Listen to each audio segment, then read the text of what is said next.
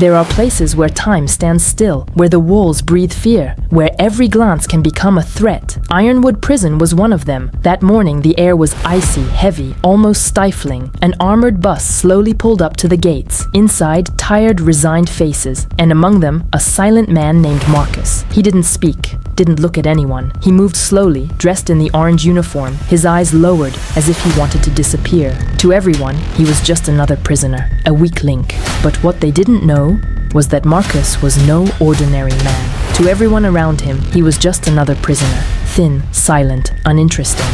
But there was something about his tranquility, something unsettling, like a storm that refuses to make noise before it explodes. D-Block had a king, a man named Big Ray, 6 feet tall, 280 pounds of muscle and pure cruelty. He ruled the block like his own kingdom. He decided who ate, who bled, and who remained silent. For him, violence was entertainment. Every day he chose a target, and the other inmates looked the other way, because at Ironwood, silence meant survival. The day Marcus arrived, Big Ray found his next amusement. He watched the new guy walk toward his bunk, head down, eyes calm, movements almost graceful. "Hey, new kid," Ray barked. "You say sir when I talk to you." Marcus didn't respond. He simply nodded and sat down. The silence infuriated Ray. From that moment on, Marcus became his obsession. He tripped him in the cafeteria, spilled his food, soaked his sheets with cold water. He laughed, waiting for rage, fear, a fight. But Marcus never reacted. He simply took it. Calm, collected, indifferent. They called him the Phantom, because he never fought, because it felt like he wasn't even there. But some noticed something strange. The way he walked, the control of his breathing, the discipline in every gesture, as if every movement was deliberate, calculated, mastered. Weeks passed. The humiliations became routine, until one afternoon, when Ray decided he wanted a show, he chose the gym, the only place without cameras. His men blocked the doors. "Let's see if the ghost is bleeding," he growled. He threw a dirty towel in Marcus's face. "Clean my shoes, kid. Here, right now." The room froze. Even the guards pretended not to see. Marcus didn't move. He just looked at the floor. Ray approached, towering over him. "Are you deaf, ghost? Clean them, or I'll break you." And then Marcus looked up. For the first time, their eyes met. There was no fear, no anger, just a sharp calm that made Ray hesitate for a split second. But arrogance is blind. Ray laughed, grabbed Marcus by the collar, and struck. In a breath, the world turned upside down. Ray's blow missed. Marcus moved. No, he floated. A pivot, a twist. His elbow struck Ray's ribs. A crack echoed. A knee followed to the chest. A palm to the throat. A sweep, and the giant was down. 10 seconds. Silence. Ray gasped, his eyes wide. Marcus stood over him, calm, still, as if nothing had happened. He leaned down and whispered, "I don't want trouble, but I'm no one's punching bag." Then he walked away. The whole gymnasium stood still. No one said a word. The ghost had awakened, and Ironwood would never be the same. By morning, every inmate knew her name. Marcus Kane, the silent one, had brought Big Ray down like a sack of concrete.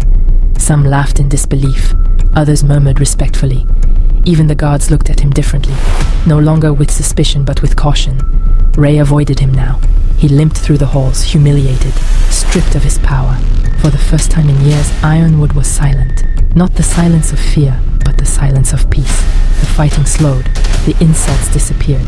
Because one man had shown that true strength comes not from rage, but from self-control. Marcus hadn't become a king, he had become a symbol of restraint, of control, of quiet power. That night, the prison was quieter than usual. The lights flickered against the concrete walls, and the faint hum of the ceiling fans echoed through the long corridor leading to the library. It was the only place where time seemed to pause, a sanctuary for those who still believed in silence. Marcus sat at the back table, his hands resting on an old worn-out book about Eastern philosophy. His posture was calm, his breathing steady, the same way he had learned to stand in the Shaolin temple years ago. Around him, the other inmates whispered, their eyes darting toward him like children peeking at a ghost story come to life. Then came Luis, a young inmate, barely 20, thin, nervous, eyes full of both fear and curiosity. He approached Marcus slowly, as if walking toward a lion resting in the grass. "Hey, Marcus?"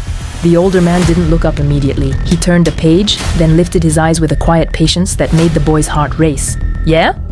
They said, "You used to do kung fu or something, is that true?" Marcus closed the book gently, his fingers lingering on the cover. A faint smile appeared, the kind that hides more pain than joy. "Shaolin," he said softly. "Since I was 10. Luis's eyes widened. 10? That's That's crazy. You could have killed Big Ray back there.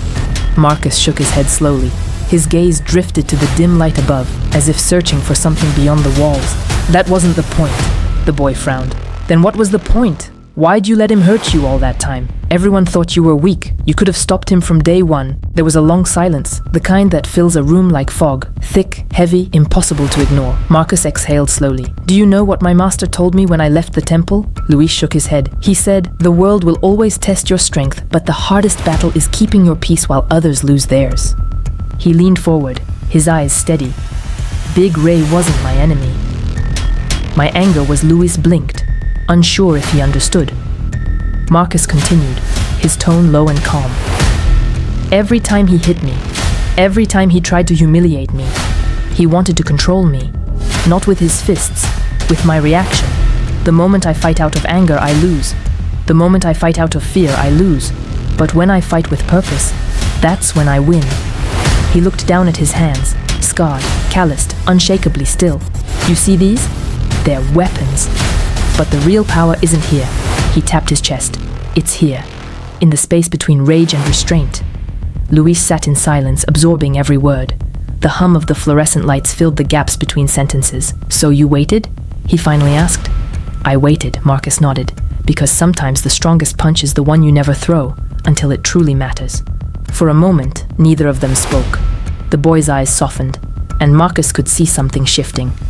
The same shift that once happened to him years ago, under the patient eyes of his own teacher. You're not like the others, Luis whispered. None of us are, Marcus replied. Some just forget who they were before the walls closed in. He picked up his book again, flipping through the pages slowly. Discipline isn't about winning fights, Luis. It's about not letting the fight win you. Luis smiled faintly, a rare, innocent smile in a place built to crush them. Do you think someone like me could learn that? Marcus studied him for a moment, the trembling hands, the uncertain eyes, and nodded. You already started, he said. The moment you asked. The young man nodded, whispering a quiet thank you before walking away. Marcus watched him go, then turned his gaze back to the book, but his eyes didn't move. They stayed fixed on the page as a small, almost invisible smile crossed his face.